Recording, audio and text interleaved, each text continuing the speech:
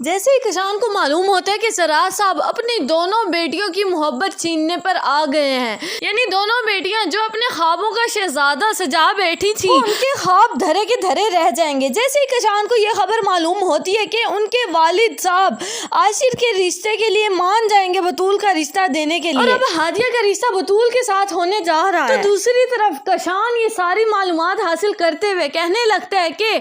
ابھی تو صرف ہادیہ سے ہی میں نے انتقام لینا شروع کیا ہے، ابھی دیکھتی جاؤ تمہارے ساتھ ساتھ تمہاری پوری فیملی انتقام دینے پر آ جائے گی۔ تو کشان یہ بات سننے کے باوجود آ جاتا ہے ہادیہ کے گھر، اور آ کر ہادیہ کا نام پکار کر کہنے لگتے ہیں کہ میں ہادیہ کو پسند کرتا ہوں اور مجھے ہادیہ کا رشتہ چاہیے۔ تو سراج صاحب یہ ساری بات سننے کے بعد آ کر بولنے لگتے ہیں کہ اب بدنامی میرے گھر پر خود ہی چل کر آ گئی، اب بدنامی کی دستک کا آغاز ہو چکا ہے، آگے پتہ نہیں مجھے کیا کچھ سہنا برداشت کرنا پڑے گا۔ جیسے ہی کشان جا کر اپنی والدہ کو پھر منانے کی کوشش کرتا ہے تو اس کی والدہ کہنے لگتی ہے کہ ایک ماں اپنی اولاد کے لیے خود غرض تو ہو سکتی ہے، لیکن جو عورت کی دلی خواہش ہوتی ہے وہ کبھی کسی دوسری عورت کی برائی نہیں چاہ سکتی۔ تو کشان میرا ضمیر گوارا نہیں کرتا کہ میں کسی کی بیٹی کی زندگی برباد کروں۔ پھر ہادیہ اپنے والد کے فیصلے کے بعد پریشانی کے عالم میں گھیری جاتی ہے